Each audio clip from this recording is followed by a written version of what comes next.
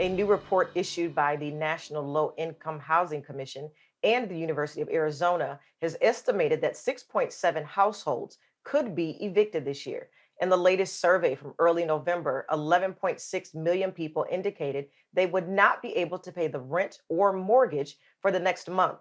Meanwhile, some renters who are still paying rent are relying on unsustainable income to make ends meet. Joining us now to talk more from Dallas, Texas, is Ashley Cotton. Ashley, according to the research, many of the federal and local limits are going to be removed, and this is or expire at the end of this year. And that's going to cause millions of people to lose their homes, to be evicted, to not have any place to live. We're talking about unsustainable income that is coming from friends and family, that is really not going to permit them to continue living where they are now.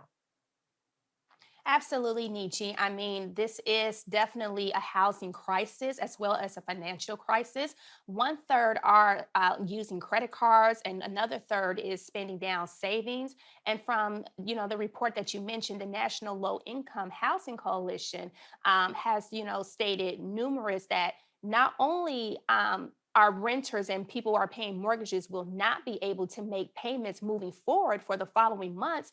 But then you have to consider that there's back pay from several months that needs to be made up if they have not been able to pay rent. And so, although the Trump administration did execute an order to restrict evictions for most households through the end of the year, you do have to consider the back pay.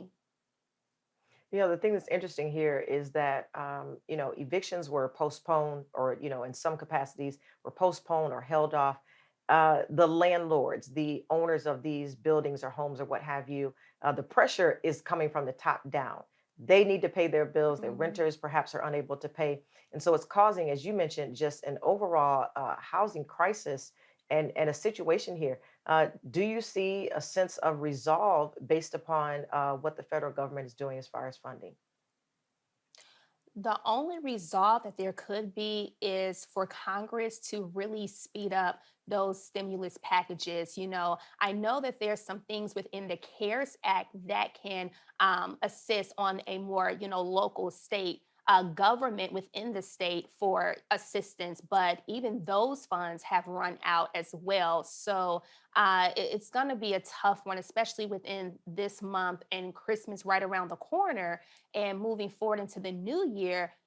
People are faced with possibly living on the street, which is really unfortunate, especially with COVID cases rising. So not only are you dealing with the houses crisis, but also the financial crisis because certain unemployment benefits are coming to an end at the end of this year. And now you're faced with living on the street where COVID cases are rising up. So right now it's just a really unfortunate situation in more ways than one.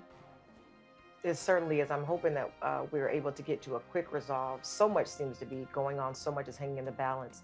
Hoping for a quick resolve on this. Ashley, thank you for joining us today. Thank you for having me, Nisha. You have a great day.